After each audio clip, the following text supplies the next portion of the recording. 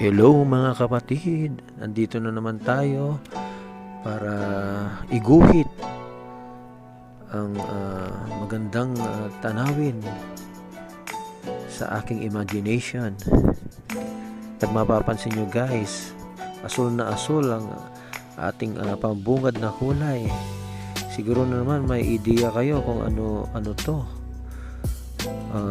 Matik yan pag blue, tapos ganyan ka lawak yung kulay niya, kalangitan yan. At nilalagyan ko ng medyo light ng konti.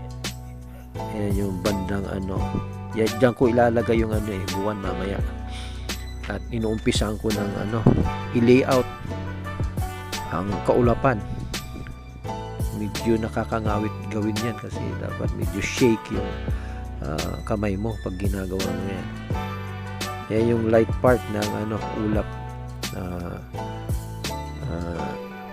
pinakaulap dito sa bandang kanan. Inuumpisan ko sa medyo light na part ng light shade ng ulap.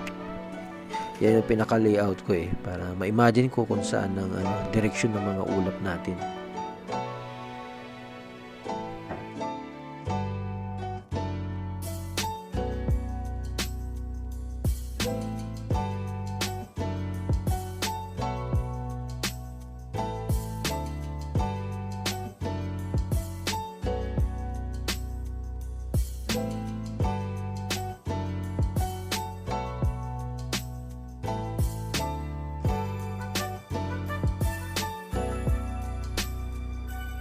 Umpisa na rin nating lagyan ng mga details yung ulap natin guys.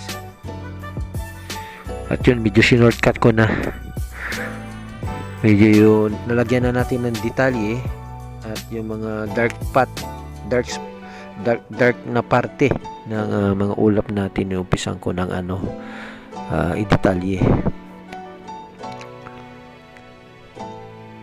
Tiyaga-tiyaga lang guys sa pag-detalye ng ulap.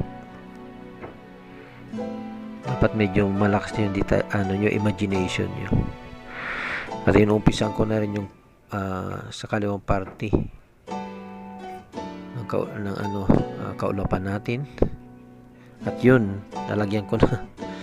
At gamit tayo ng masking tape para sa bandang baba ma-layout natin ng straight yung yung bandang dagat sa baba. Kasi kung mapapansin nyo guys, yung dagat pag nasa malayo straight yan yan technique natin para hindi tumabingi yung line ng bundok at saka dagat. Yung pagitan yung nag-uugnay sa dagat at bundok, dapat straight yan sa baba. Tinumpisan ko ng iguhit yung bundok. Maitim siya kasi gabi yung senaryo ng larawan na sa imagination ko.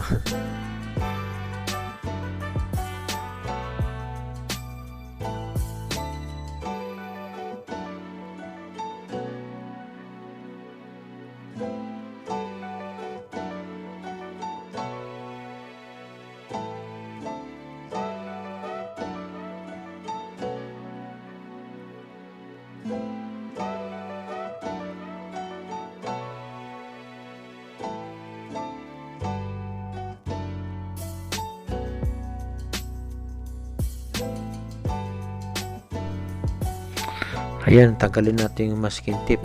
Tingnan nyo guys, straight siya. Magandang tignan kasi realistic siya tignan. Kasi yung pagitan ng bundok at saka dagat, talagang straight yan lalo sa malayo tignan. Tingnan nyo guys, ayan, umpisa na natin lagyan ng kulay yung karagatan natin. Mag-umpisa tayo sa basic color na blue. Wala pang halo yan. Pure yan, blue, guys. Mamaya na natin na lagyan ng iba't ibang klaseng detalye para magmukhang dagat talaga.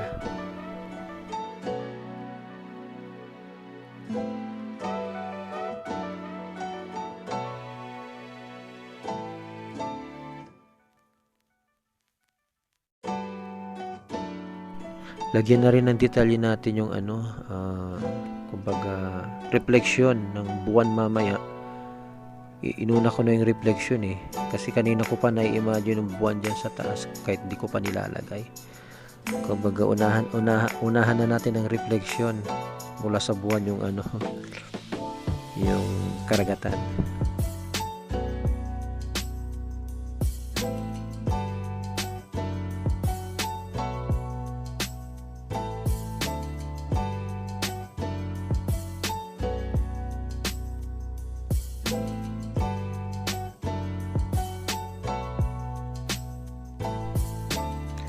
Gamit tayo ng takip ng bote, tapos lagyan natin ng pintura yung niya, silong niya, tapos yon, may margin na tayo na paglili-outan ng buwan. At yan na nga yung buwan, nauna na yung reflection sa dagat.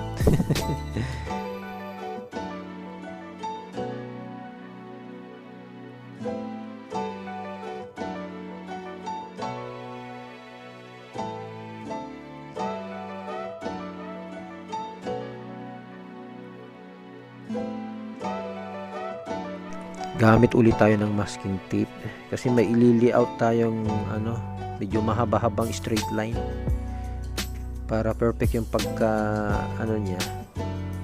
straight niya. Lagyan na lang natin ng masking tape. Hulaan nyo guys kung ano yan.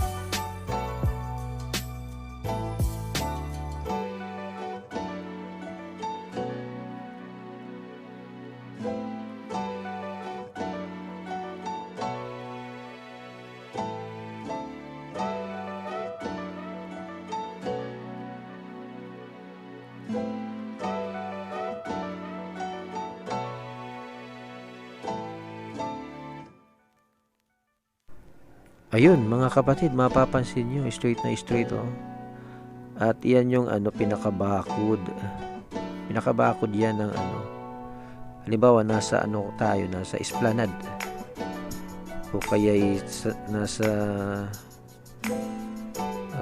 tawag dito, swimming pool na may railings na ganyan, pero kadalasan esplanade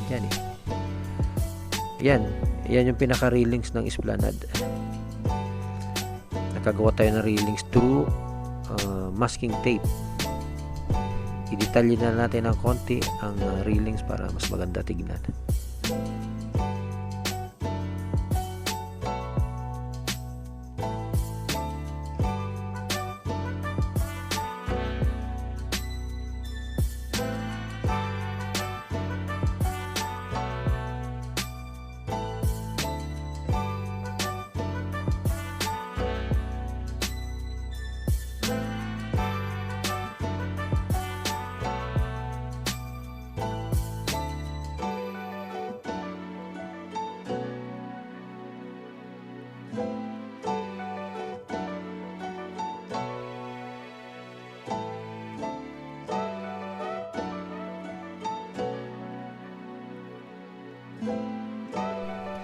Para mas pogi tignan tong natin, larawan natin. Gawa naman tayo ng kasi tabing dagat yan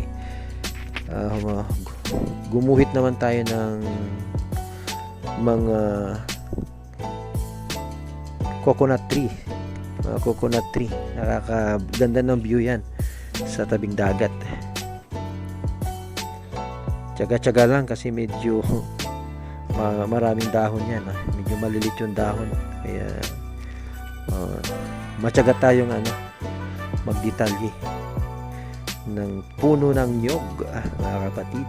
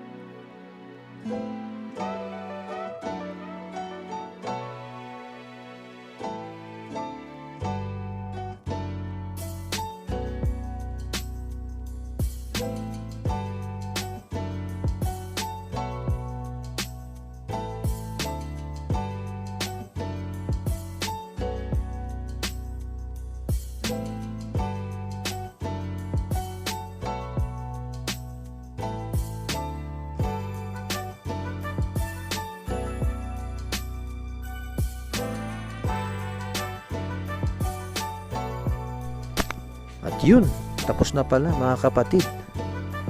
Sa wakas, makakapagpahinga na tayo at makakapag sing along uli. Pero sira yung gitara ko kaya pinta-pinta muna tayo ng imagination natin through art. Alright, salamat sa pagsubaybay ng aking kinahiligang art, guys. Bye.